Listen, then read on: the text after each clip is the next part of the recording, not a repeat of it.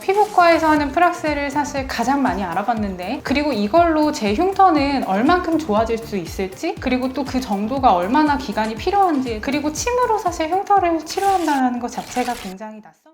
안녕하세요, 한의사 박경원입니다.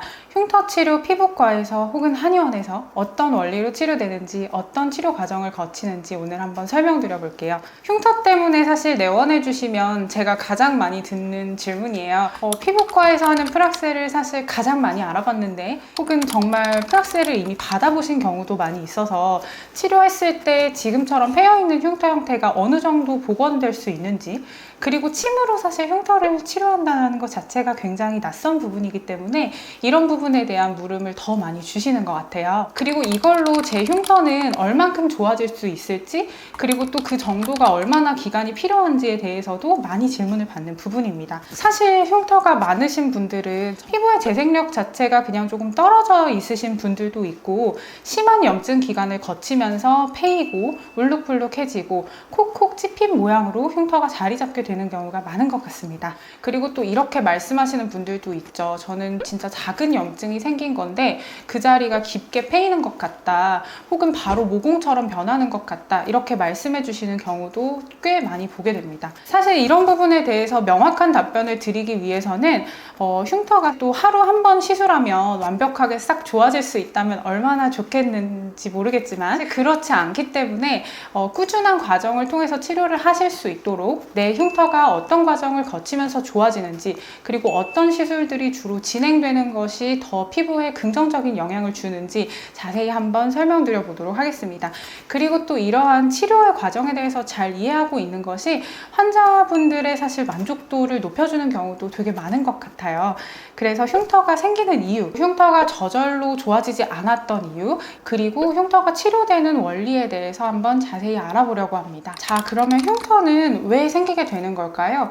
사실 부적절한 재생 과정을 거치기 때문이라고 보실 수 있는데요. 심한 염증이 발생하게 되고 그 염증에 의해서 피부의 조직들이 녹아내린다라고 표현을 하기도 하는데요. 그러고 나서 피부가 회복되는 과정에서 패인 것에 비해서 피부 조직이 상당히 완성도 있게 재생되지 못하면 생기는 상처가 패인 형태의 흉터라고 보실 수 있을 것 같습니다. 그리고 염증이 심하게 생겼을수록, 또 그리고 그 주변 조직에 많은 압박이 가해지거나 그 기간이 오래되었을수록 흉터의 형태가 더 명확하거나 뚜렷하거나 혹은 내가 느끼기에 더 심하다고 생각되게 발생되는 경우가 많습니다. 흉터가 생기는 과정에서 피부 조직이 손상이 되게 되는데, 그 부분을 좀 더 자세히 설명드리기 위해서 피부 조직의 구조에 대해서 간단하게 말씀드리려고 해요. 우리 몸의 피부는 가장 크게는 표피층, 진피층, 피하지방층, 이렇게 세 가지 층으로 구분을 해볼 수 있습니다. 그런데 우리 몸의 피부는 외부의 어떤 공격이나 세균이나 이런 것들로부터 사실 방어해주는 1차적인 보호의 기관이 되기 때문에 상처가 나게 되면 가장 빠르게 그 상처를 아물게 만들기 위한 어떤 과정들이 생기게 돼요. 그런데 사실 염증이 심하게 발생을 했을수록 피부 아래층이 뭔가 완전하지 않은 상태이거든요. 근데 그런 상태에서 표피층이 먼저 아물어버리게 되면 그 자체가 굳어지게 되면서 흉터가 확 형성되어 버린다라고 보실 수 있을 것 같습니다. 그리고 심한 흉터 형태 중에서 롤링형 흉터나 이런 흉터가 깊고 울룩불룩하게 가지고 계신 분들은 섬유 조직을 형성하면서 피하지방층 방향으로 진피층에서 아래쪽으로 잡아당기는 어떤 섬유밴드를 형성하게 되고요.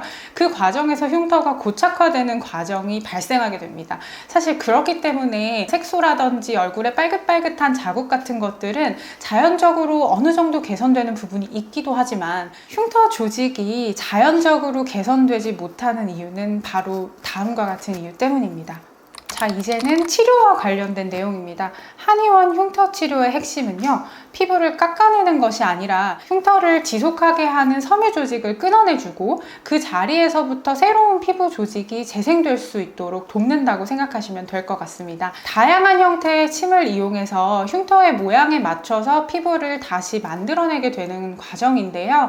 대표적인 시술로 많이 알려져 있는 새살침은요, 흉터의 모양과 깊이에 맞춰서 여러 각도로 고침 시술을 진행하게 되고요. 만약 흉터의 경계면이 꽤 뚜렷하게 형성되어 있으신 분이라면 경계면을 조금 매끄럽게 만들어주는 시술이 같이 포함되어서 진행되는 경우도 있다고 생각해 주시면 좋을 것 같습니다. 흉터 치료를 할 때에는 위에서 피부의 수직적인 방향으로 자극이 들어가는 것과 그리고 피부에서 수평적인 방향으로 자극이 들어가는 것이 골고루 필요에 따라서 진행되었을 때 흉터를 조금 더 완성도 있게 재생시킬 수 있다라고 생각해 주시면 좋을 것 같습니다. 그러면 어떤 사람에게 이 새살침 시술이 조금 더 필요하고 더 적합할까요? 먼저 첫 번째인데요. 얇고 민감한 피부를 가지고 계신 경우에 조금 더 적합하지 않은 시술인가 생각을 합니다.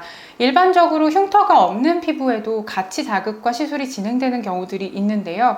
새살침 같은 경우에는 그 흉터 위치에만 시술이 들어가기 때문에 주변 피부에 큰 자극이나 손상을 남기지 않고 시술을 받으실 수 있다는 것이 가장 큰 장점이 됩니다. 그리고 두 번째로는 현재 염증이 진행 중인 피부에 또 적합한 시술이 아닌가라고 생각을 하는데요.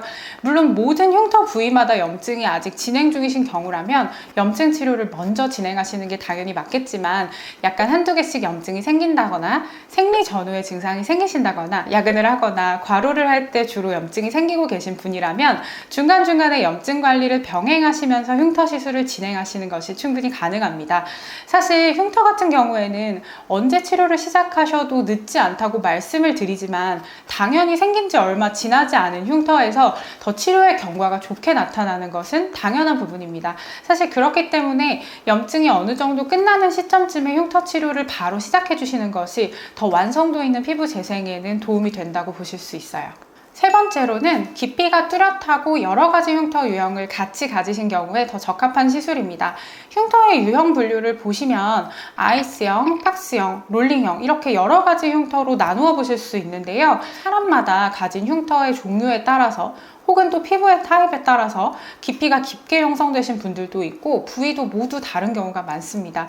그런 경우에 새살침 치료를 이용한 시술은 그 모양이나 깊이에 맞춰서 혹은 피부 타입에 맞춰서 적절한 강도를 설정해서 진행이 되기 때문에 어떤 흉터를 가지고 계신다고 하더라도 효과적인 치료의 진행이 가능하다고 보실 수 있습니다.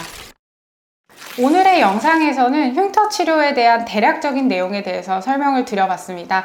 다음번 영상에서는 흉터의 자세한 유형과 함께 어떤 부위의 흉터가 더 잘 치료되는지 그 부분에 대해서 다시 한번 안내 드리겠습니다. 감사합니다.